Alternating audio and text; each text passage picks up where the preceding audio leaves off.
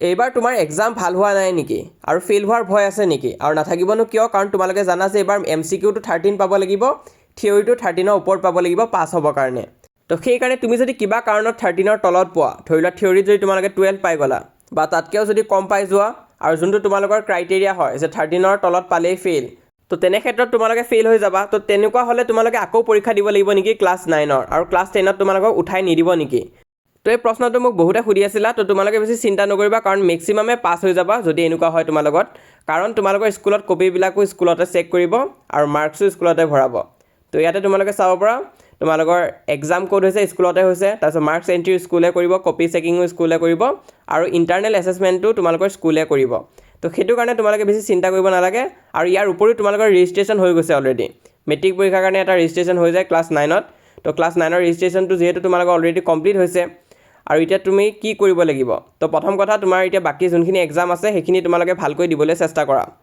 এটা দুটা বেয়া হৈছে সেইটো কথা বেছি ভাবি নাথাকিবা আৰু যোনখিনি তোমালোকৰ বাকি আছে সেইটো ভালকৈ দিয়া নেক্সট ষ্টেপ হৈছে তোমালোকে নিজৰ সিনিয়ৰ্স বিলাকক সুধি চাব পৰা আৰু সুধিলেও তোমালোকে নিজে গম পাবা যে ফেইল হোৱা পিছতো সিহঁতক ক্লাছ 10ৰ উঠাই দিছে কিছুমান ষ্টুডেণ্টছক তো সেইটো কাৰণে তোমালোকৰ যদি এটা দুটা এক্সাম বেয়া হৈছে অকমান মাৰ্কছৰ কাৰণে যদি তোমালোকে ফেইল হৈ গৈছা তো মেক্সিমাম চান্স আছে যে তোমালোকক পাছ কৰাই দিব তো সেইটো স্কুলৰ ওপৰত ডিপেন্ড কৰে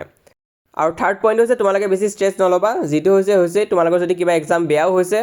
তো তাতো বহুত চান্স আছে যে তোমালোকক পাছ কৰাই দিব আৰু সেইটো কথা যদি তোমালোকে ভাবি থাকা আৰু বাকিবিলাক এক্সামো যদি বেয়া কৰি দিয়া তো গোটেইখিনি বেয়া হ'লেতো তোমালোকক কোনো পধ্যে পাছ কৰাই নিদিয়ে তো সেইটো কাৰণে বাকিখিনি এক্সাম তোমালোকে ভালকৈ দিব চেষ্টা কৰিবা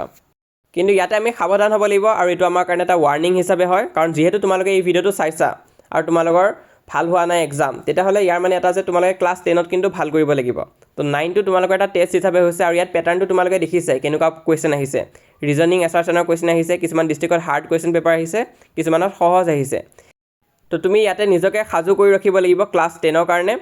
আৰু তোমালোকে যদি ভাবিছা যে ক্লাছ 9ত তোমালোকৰ কনসেপ্ট ক্লিয়াৰ নহল ভালকৈ একো বুজি নাপালা তেনেহ'লে ক্লাছ 10টো তোমালোকৰ বৰবাদ হৈ যাব নেকি যদিহে তোমালোকে এভাৰেজ বা বেয়া ৰিজাল্ট কৰা ক্লাছ 9ত তো তেনে ক্ষেত্ৰত ক্লাছ 10ত কিবা প্ৰবলেম হ'ব নেকি তো মই কওঁ ক্লাছ 10ত তোমালোকে ভাল ৰিজাল্ট কৰিব পাৰিবা কাৰণ ক্লাছ 9ত যিখিনি গ'ল সেইখিনি গ'ল এটা কিন্তু ক্লাছ 10ৰ লগত ইমানটা লিংক নাই যদিহে তোমালোকৰ ক্লাছ 9টো উইকো আছিলে ক্লাছ 10ত তোমালোকে কামবেক কৰিব পাৰিবা লগতে ক্লাছ 10টো কিন্তু 9ৰ তুলনাত অকমান ইজি হয় তোমালোকে নিজৰ সিনিয়ৰ্স বিলাকক খুদিলেও গম পাবা তো তাতো বস্তু ঢেৰ আছে কিন্তু তাত কনসেপ্ট বেছ হয় বস্তুখিনি তোমালোকে অকমান বুজিলেই পাৰিবা লিখিবৰ কাৰণে আৰু টপিকস বিলাকো ইন্টাৰেষ্টিং হয় যদিহে ক্লাছ 9ত তোমালোকে ভালকৈ পঢ়াও নাছিলা ক্লাছ 10ৰ আৰম্ভণিৰ পৰা যদি ভালকৈ পঢ়ি যোৱা তেনেহ'লে নিশ্চয় 90+ বা 95% প্লাছ আনিব পাৰিবা তো আজি এই ভিডিঅ'টো চাই থকা সকলো ষ্টুডেণ্টছে কমেণ্ট কৰি জনাবা তোমালোকৰ ক্লাছ 9ৰ এনুৱেল এক্সামটো কেনেকুৱা হৈছে যদি ভাল হৈছে জনাবা আৰু যদি বেয়া হৈছে তোমালোকক এটা এডভাইচ দিম যে তোমালোকে বেছি ষ্ট্ৰেছ নলবা ইয়াৰ পিছত নেক্সট তোমালোকে ক্লাছ 10ত ভালকৈ ফোকাস কৰা আমাৰ এই চেনেলটো তোমালোকে সাবস্ক্ৰাইব কৰি ৰাখিবা আৰু ইয়াৰ উপৰি আইএন ষ্টুডিঅ' চেনেলটো তোমালোকে সাবস্ক্ৰাইব কৰি ৰাখা কাৰণ তাতো সকলো ধৰণৰ হেল্প ষ্টুডেণ্টছক প্ৰভাইড কৰা হয় আৰু যিসকলে নাজানা তোমালোকক কৈ দিওঁ তোমালোকৰ যোনটো আগৰ ক্লাছ 9ৰ বেচ আছিলে আৰু এই বছৰ মেট্ৰিক দিছে তো তাতো ক্লাছ 9ত বহুতো ষ্টুডেণ্টছে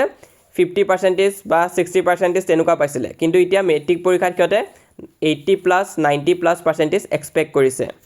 আৰু প্ৰি ফাইনেলতো 80 আপ 90 আপে পাইছে তো সেইটো কাৰণে তোমালোককো মই সাজেষ্ট কৰিম চেনেলটো সাবস্ক্ৰাইব কৰি ৰাখিবা যিমান সহায় লাগে আমি কৰি যাম তোমালোকে জাস্ট সাবস্ক্ৰাইব কৰি ৰাখিবা